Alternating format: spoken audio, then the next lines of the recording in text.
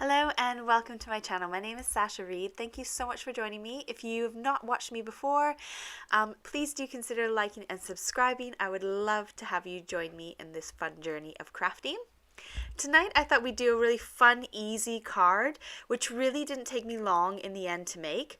I've got these dies from Alina's store on AliExpress, and they're kind of like a butterfly bow background die set.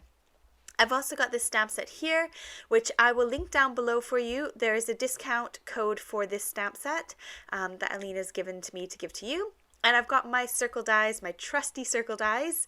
I've got another video using these circle dies and this stamp set, which I will try and link in the video above, hopefully on this part of the video, as well as I'll link it in the description box. Basically, I start by taking my dies and working out which die I want to kind of use on my flower. And I want a die that's going to layer my flower as well. So when I figure out those, then I'm ready to go. I've got my watercolor paints from Arteza. These are the metallic colored paints. I'll link those down below. They're available in the UK and the US. I also use Arteza's watercolor cardstock and some ivory cardstock from Lime Tree Crafts in the UK. I'm using ivory because the colored cardstock from Arteza is more of an ivory color than a white. So you can see this ivory matches perfect. So I'm going to use the cheaper cardstock as my base, and because watercolor card is so expensive, I'm going to use that sparingly, and I'm going to use that just for the bit that I'm going to add watercolor on. So I'm going ahead and cutting out of the normal cardstock that top layering die which cuts out the butterfly bows, and then I'm going to use as the base layer my watercolor card. So I've gone ahead and taken one of those sheets of cardstock, the ivory colored cardstock, and I'm just folding it exactly in half. This is my lazy cheater's way of making a card base for these kind of slimline or DL cards. So I've just kind of marked where I want to cut my card base to using my base of the die set. And then you can see that that layering die fits beautifully on top of the base with a beautiful border. And it's hard to see, but that base is stitched. So it's got this gorgeous stitched edging. So when I lined up that top layer on the top, I was looking at how much was showing around the edges. Now I'm taking my post-it note tape or my low tack tape, and I'm just going to go ahead and cover those edges. I don't want those edges showing, so I'm going to cover them up to make sure I don't do an oopsie and go over those lines. Now I'm just adding some water to my paints to kind of activate them and get them going. At first I thought I would do some lines and do like a rainbow, and then I just thought, no, we'll just go for splotches. And honestly, all I did was blob down color. I wasn't thinking much about it. I was just picking some of my favorite colors. I wanted a pink, I wanted a purple, I wanted a blue, a yellow, and a green. And that is all I'm doing. I am just blobbing on the color every which way and then kind of making sure there's no white showing. And obviously I'm not going over those edges because I've covered them up nicely with my low tack tape. This metallic paint is gorgeous. It's got like a pearlescent shine to it. So any watercolor will work. Whatever you've got in your stash, use that. Now in the middle it looks like it's white, but I used a white pearlescent color and then I decided I didn't really care for it, but I left it anyways. So you can see it's so shiny and beautiful. I'm going to make sure to heat set it because I don't want it damp. I want my glue to stick to the top. So what I'm going to do now is stick that down. I'm just checking. I've not got anything sticking out on the edges of color. I'm going to add a light layer of glue in between all these little die cuts and around the edge. It really didn't take very long. I'm going to get my head in the shot to make sure I lined it up perfectly. And how gorgeous is that? There's our Peekaboo color, and all we did was blobbing down. It took no time at all. Make sure to use watercolor card if you want it to flow nicely underneath. Otherwise, have a go and use regular card, whatever you have got in your stash, and have a go. But you can see that shimmer and that shine poking through, and we've got this beautiful rainbow of butterflies, and it didn't take any time at all.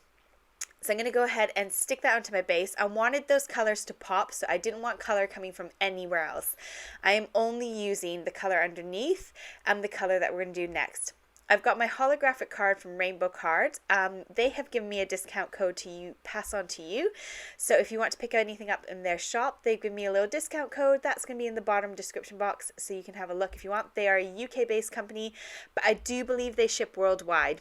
And I buy all my holographic card from them. I love them. So I've got two circles here, the two layering circles, and I'm going to stamp my little flower stamp on top of this circle. So whatever flowers you've got, if you haven't got a big one, just use up some small stamps and make it kind of fill up that background. That's kind of all we're looking for. But you want a stamp that we're going to be able to paint over top of. So it needs to have some space between the outlines, if that makes sense. It needs to be an outline die, not a solid, outline stamp, not a solid stamp. I've got Wow embossing powder in the sheen, which is like a pearlescent, so it kind of ties in with my pearlescent ink that I've got underneath, which is why I chose that one. I forgot to use my embossing buddy again. I tend to forget every single time. I'm making sure not to touch the image. I'm just using my sort of tweezers to hold the cardstock where there is no pattern underneath, and then sprinkling my embossing powder over the top. And I've got my little embossing kind of collector tray underneath, which is dead handy when I emboss, and I can just pour it back into the little container and then put it back in my desk. I'll link one of those down below. They're very easy to get a hold of. They're really quite cheap, and I just don't like using paper because I pour it all over my desk every time if I fold the piece of paper and have to collect it. So I just use that tray. I've got my Sizzix embossing tool, and I'm going to heat set that embossing powder, and you can see it there. You can see the pattern, but what you can't see is the shimmer from the embossing powder. It is quite shiny. Now, the whole trick to using the embossing powder is it holds in your paint. So I applied a thicker layer towards the center of the flower in the pink, and I'm just kind of dragging it out with my brush. Now, this is watercolor card that I have used to stamp on and to paint on. So because it's watercolor card, I can come in and play with that color, and I can shift it a bit more if I'm not happy with how it's looking. So I'm doing the pink in the middle, or I did the yellow in the middle, the pink flowers, and then I've done kind of a darker pinky purple for the kind of flowery buds, some green leaves, and then I've come in with some blue for the edge. Again, this is the same paint, so it's got that kind of pearlescent tone to it. I've now got these stamps and dies from Alina's shop on AliExpress. They are a set of 4 stamps that have a matching die that cuts all 4 of them. So you don't need a die set for each stamp. It just is one die for all the stamps. And I'm going to go ahead and stamp that down in black. And there is one happy birthday, which is what I tend to go towards and gravitate towards. So I'm going to use that happy birthday one. And all you do is line up the die over top of the stamp, stamp it down, or run it through your die cut machine, and then you can get your little sentiments. Now, I think I did emboss these possibly to save on time, or I used a blue ink. I can't quite remember what I did now. I think it was a blue ink that I used. I've got some metallic thread, which is from AliExpress. I bought it in bulk. It'll last me my whole life, but I love doing the little look of kind of putting a blob of thread behind it. So I've gone ahead and glued on my top onto my base of my holographic card, and I did weigh it down for a bit to make sure that it's stuck. I've got little glue dots that I've stuck on the back of that, and that way that will hold my thread in place while I kind of make it look messy, the messy cool, if that makes sense.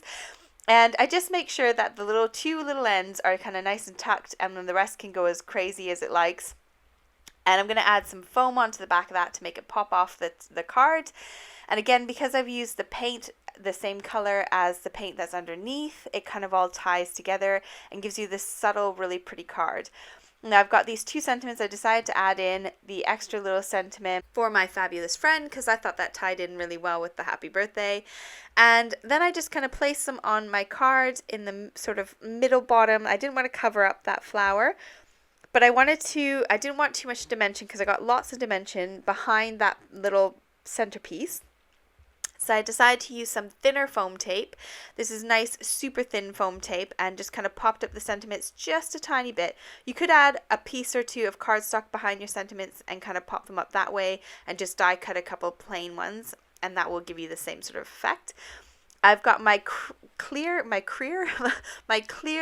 Nouveau sparkly drops, and I'm just adding a little drop of that in between every single butterfly wings, or butterfly bow wings. I can't really tell what they are. I think they're butterfly bows, to be honest.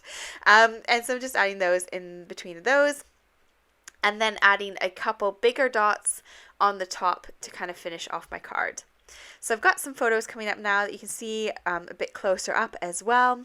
But I hope you enjoyed this one. This is such a quick and easy way to add a pop of color to your card without having to be delicate about it and be particular. You can just go a bit crazy. So thank you so much for joining me today. Hope you have a lovely week, and I'll see you next time. Bye.